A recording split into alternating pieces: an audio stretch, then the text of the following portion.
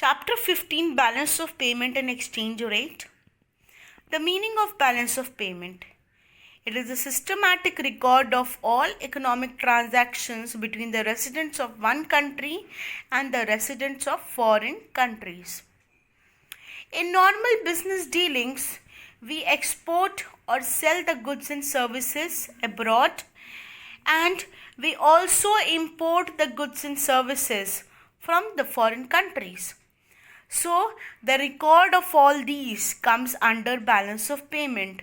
We make a lot of payment to the foreign countries and we receive also a lot of transfer payments from the foreign countries. So, all the records are maintained in the balance of payment. The various components of balance of payment. There are two components of balance of payment: current account and capital account. Current account record all international economic transactions relating to export, import, services, unilateral transfers and international income. So all the current account related things are recorded in the current account. For example, export and import of goods, services. Unilateral transfers are the transfer payments that is done by one country to another country without anything in return or without anything in consideration. Suppose India gives a medical grant to Africa.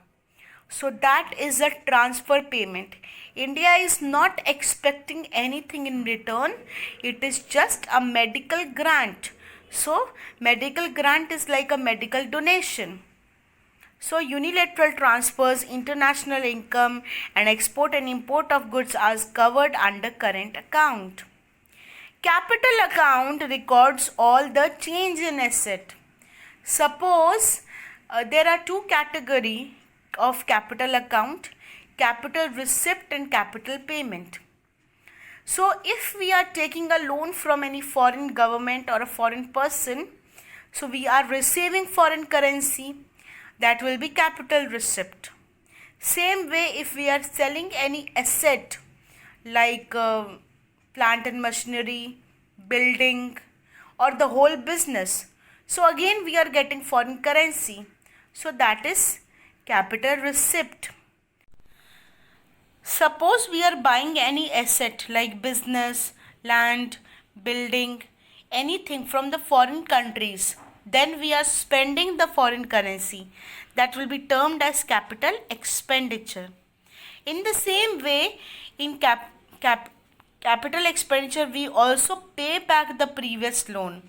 When we are repaying back the previous loan, that also comes under capital account.